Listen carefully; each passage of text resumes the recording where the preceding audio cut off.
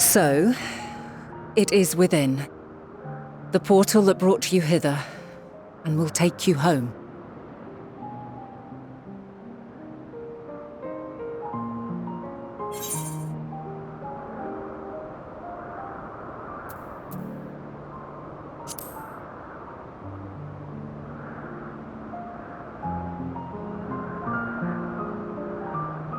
May you and yours emerge triumphant.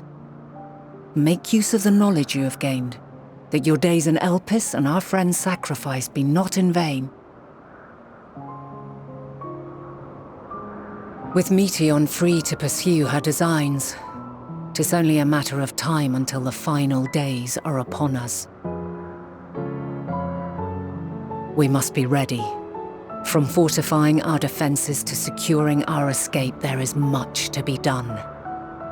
In spite of this, we cannot allow the report that set this calamity in motion to become common knowledge. Were the masses to learn the fates of the other stars, I fear the situation would spiral out of our control. I must carefully consider who can be trusted and bring them into the fold.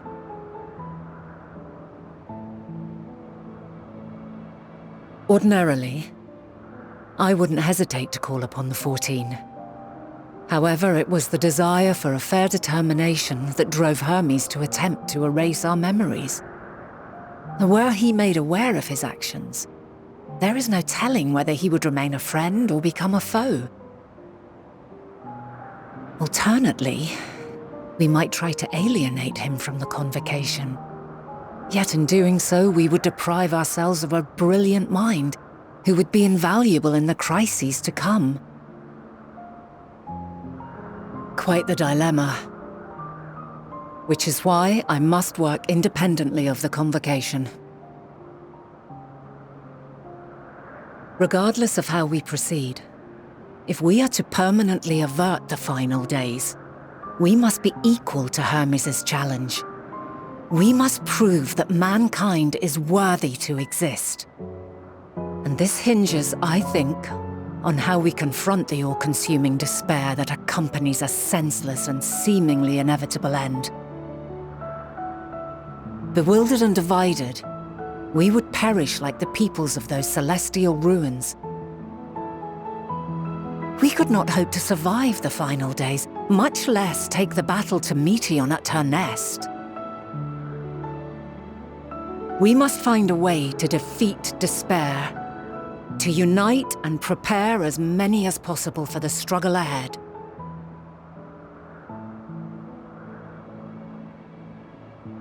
Heavy will weigh the burden of guiding this legion of souls. Yet I have faith in mankind's potential. As long as he believes in himself, there is naught he cannot achieve. So I will not give up on him, on us. You may find your world to be very different, or perhaps the erasure of our friend's memories has sown the seeds of a conjunction between us. We cannot know until the moment is at hand. So shall I strive to do my best, taking naught for granted as I walk my path.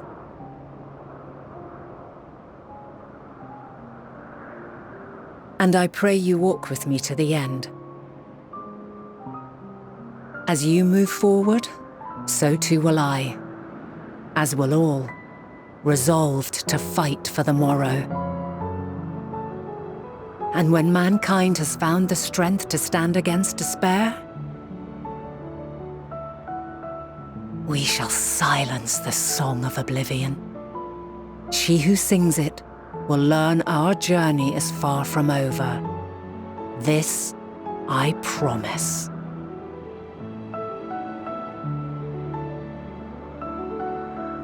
Fare you well, my light of the future, till we meet again.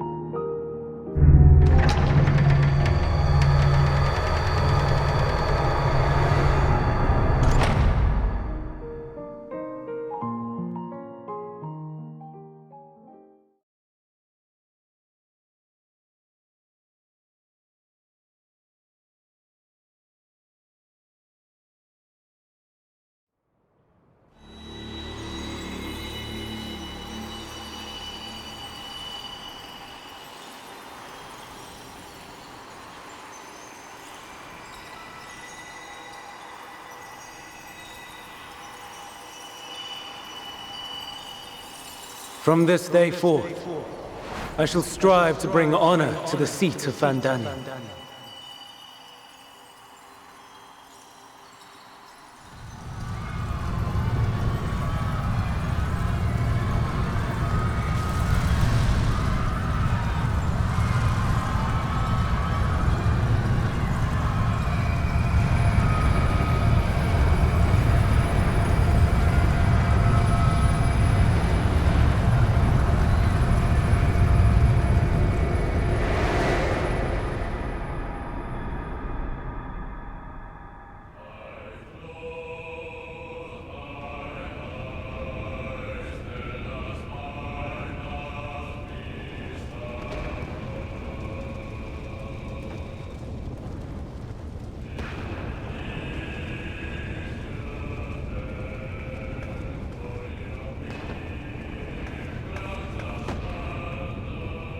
Even now, I remember standing there, locked in a moment where the sky is aflame.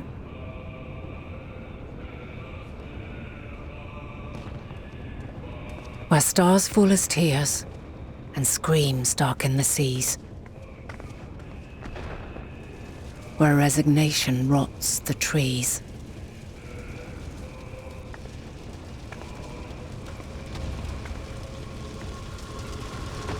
Where terror twists magics into abominations. Such is the lament of they who have gone before. The song of they who tried and failed to create a better world. The song of the end.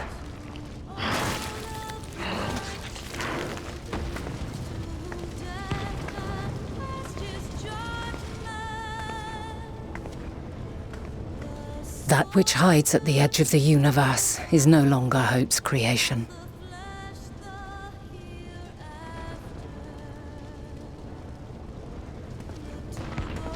It is hopelessness incarnate.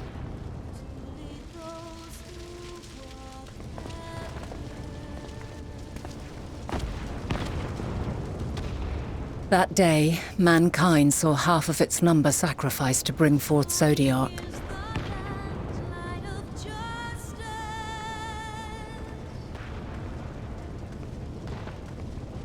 And covering the star in a shroud of ether, we forestalled the final days.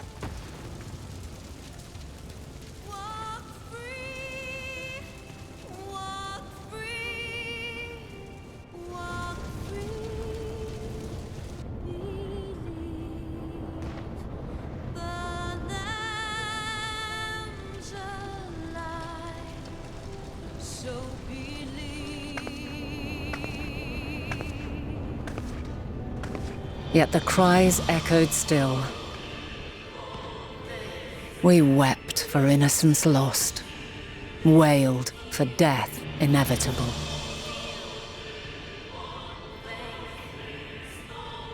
A reality too terrible to bear. And for too many who sought comfort in gilded memories of joyful days and tranquil nights.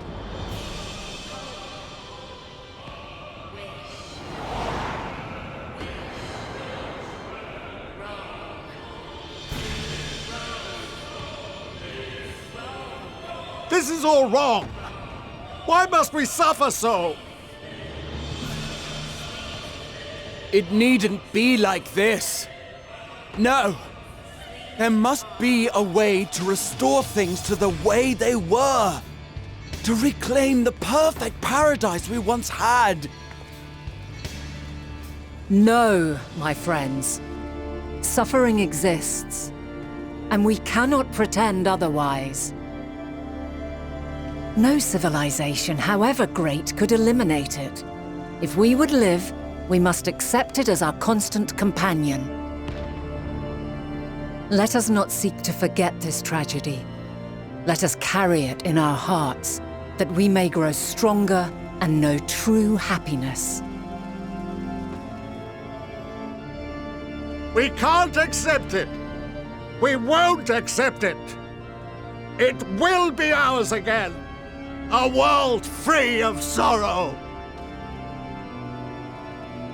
No, it will not. For there has ever been sorrow. Mankind was but spared its biting sting for a time. So please, open your eyes. To try and reclaim those lives we lost by sacrificing yet more isn't wisdom. It is weakness. No paradise is without its shadows. If we cannot accept this truth and learn from our pain, then our plight shall be repeated.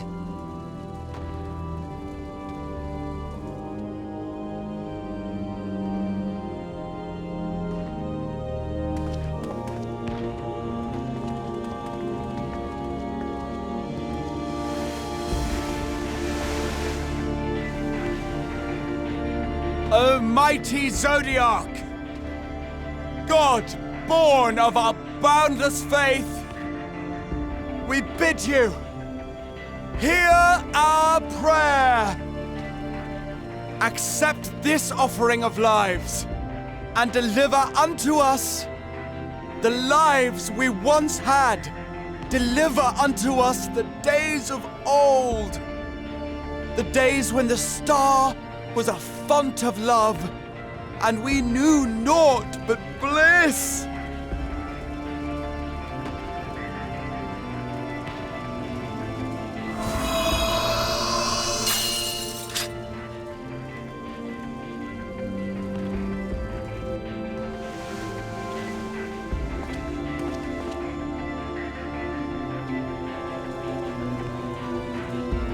You would destroy it? Our beautiful world?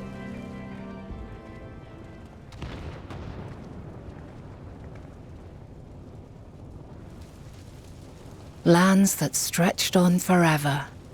Skies one could drown in. The heartbeat of nature, silent yet strong. And amidst it all, a people. Beacons of light and life. Laughter that warmed my heart like naught else before. They are my meaning and my purpose. My love. In spite of, or perhaps because of this, I choose to believe in mankind's potential, in his ability to find a way forward. So let there be no way back. From that temptation, I sunder us. No more shall man have wings to bear him to paradise. Henceforth, he shall walk.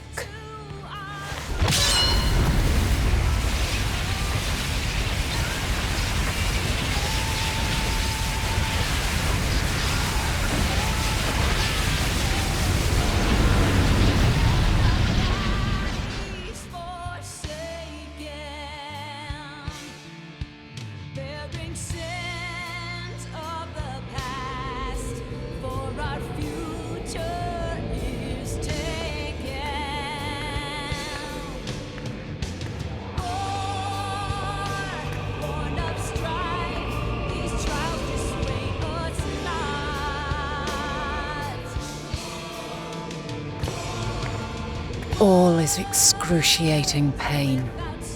I breathe fire and torment.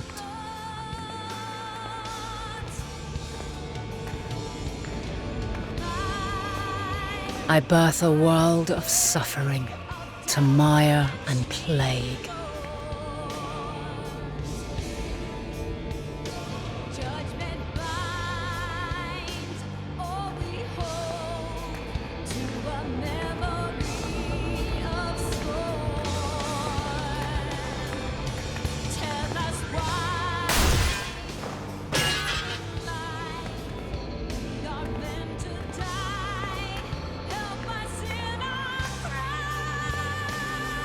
In one fleeting moment, lives come and go, ever moving towards the unknown.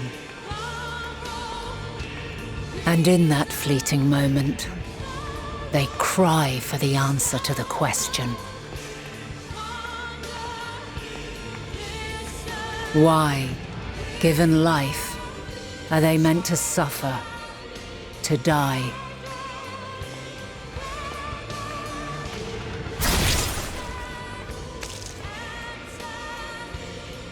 As fragmented, imperfect beings, yours is a never-ending quest.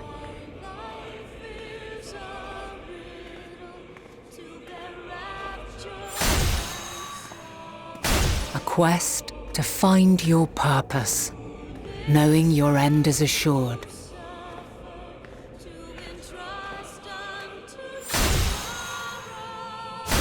To find the strength to continue when all strength has left you.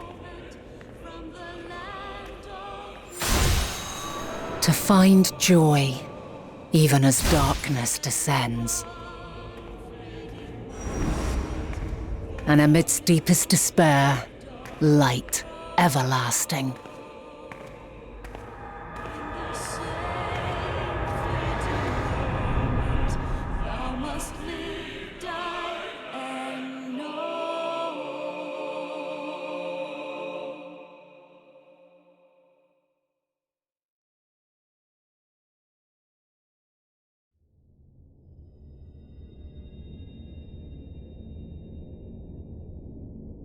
A conjunction has begun to form, an intertwining of your time and mine.